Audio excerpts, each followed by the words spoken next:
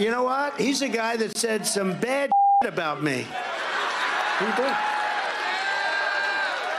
He did. But you know what? Every one of the others did also. In fact, if I went by that standard, I don't think I would have ever endorsed anybody in the country. You want to know? They all said bad, but they all came back. Well, 45 I past mean, the hour. the wimps came back. They all came back. The suck-ups There's came a lot back. of them, and they all came The people back. with no character came back. Yes, Yes, you they were. did. You were surrounded by those people. Congratulations, Mr. Former President. Former President Donald Trump in Ohio over the weekend, rallying behind J.D. Vance, who Trump endorsed in that state's Republican Senate primary, despite the critical things Vance had to say about Trump in the past. And that is the tactic that Trump is taking with Kevin McCarthy. The Republican House leader muddied the waters as he sought to defend himself against allegations of lying about his remarks regarding Donald Trump, where he lied. For their new book, This Will Not Pass, New York Times reporters Alex Burns and Jonathan Martin reported and provided audio of McCarthy saying he would urge Trump to resign after the January 6th Capitol attack. McCarthy called the original report false, but then said this after audio proved his denial was a lie. A lie, yeah. What they said we did, we never did. I mean, I never asked President Trump to resign. We both talked about that. We've talked about. With him about resigning? No, let me be very clear. You're misinterpreting. I have never asked the president to resign. So what the book said was not true. I never asked the president to resign. If you listen to the phone call, I got asked a question. He asked a question, the time period about the 25th Amendment. And all I did was walk through, like anybody would, what are the different scenarios that would happen. And all we did was put out the different options. No, it's not all he did. What he did was he said he was disgusted by it, just like he said on the floor he was disgusted by it, just like he told members during that time period he was disgusted by it, and said he was going to have the president step down. It asked the president to step down. So, of course, that answer, once again, he lies. It mischaracterizes the article. The article didn't say that he told colleagues he had asked Trump to resign, but that he was going to do that.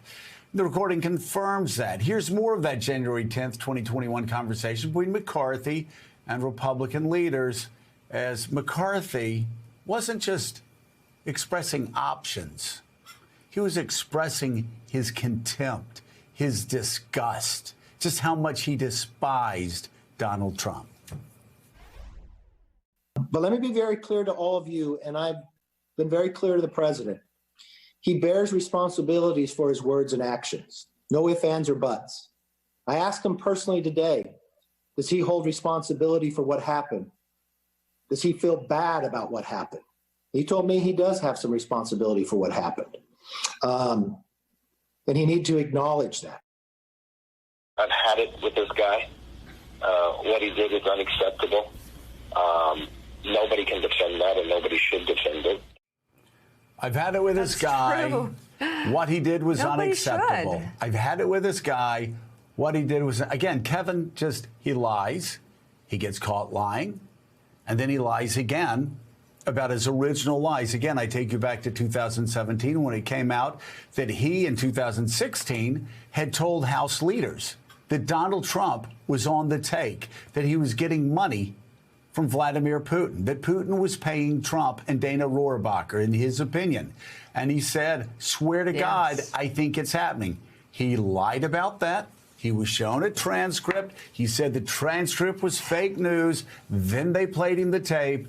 Then he said, oh, never mind. Well, despite those words, Donald Trump told the Wall Street Journal Friday his relationship with McCarthy was intact because McCarthy quickly changed his stance. Trump called the quote a big compliment that Republicans who criticized him after January the 6th would still back him. Trump did, however, deny that he told McCarthy that he accepted responsibility for what happened. McCarthy says he spoke to the president after the audio was made public. A person close to Trump tells NBC News McCarthy called to apologize to the former president. The person said Trump isn't really mad. He's got other things on his mind. He accepts Kevin for who he is.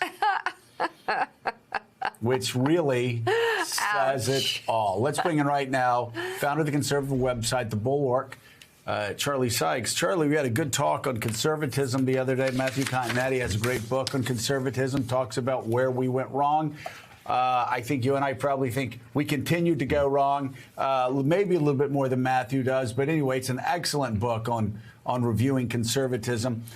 Here, though, part of what we discussed the other day was just lies, that this has become the party that's adopted Putin and Russia's sort of fire hood of falsehoods and is employing it every day. We saw J.D. Vance last night going out, lying through his teeth, just complete lie, once again trashing our FBI, lying about the FBI, saying that they had illegally wiretapped Donald Trump's offices. I mean, it just continues every day. You want Trump support, you've got to trash the military, you've got to trash the FBI, you got to trash the CIA, you've got to trash every American institution that people like you and I hold dear. Well, and what's interesting about Kevin McCarthy's groveling and lying about this particular incident is the nature of his lie. I mean, think about this, Joe. What he's saying is, no, I didn't really have a moment of decency and principle and duty. I never did anything about it, and I got over it very, very quickly. So not only does he have to continue to lie about it, he has to pretend that one of those brief moments where he had some clarity about what was right and what was wrong needs to be memory hold. So, yes, the Republicans have created an alternative reality. I remember you and I probably discussed this back in 2017 or maybe 2016. And we had a sense that things had gotten bad and that they were going to get worse. Things have gotten much, much worse than I expected, and I was not an optimist back then.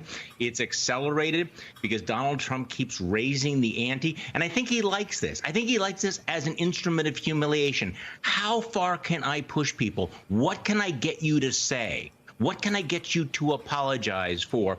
So it's not surprising that we wake up on Monday morning and find that Donald Trump is completely happy to have the next Speaker of the House of Representatives possibly on his knees apologizing to him and acknowledging that he has no political future except by believing and repeating Donald Trump's lies. This is exactly the way Donald Trump wants Republicans to behave right now, and Republicans are more than willing to go along with this.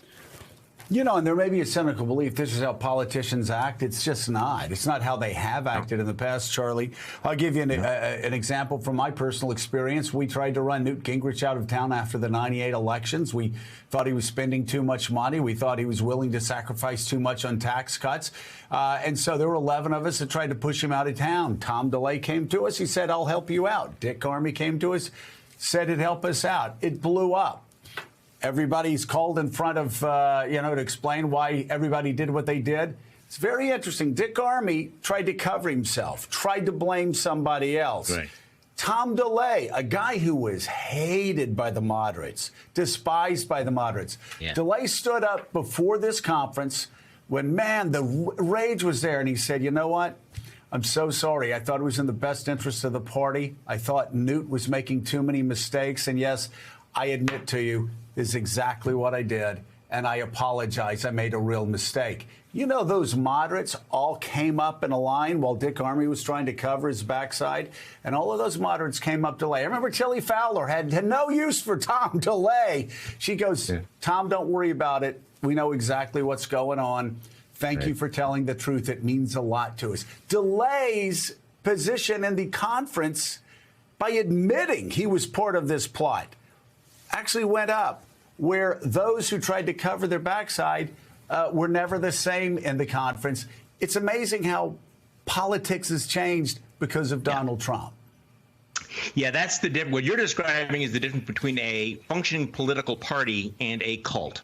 A functioning political party will have a certain, will have guidelines and guardrails and standards and say that we're not going to cross this particular line, and the need to make, to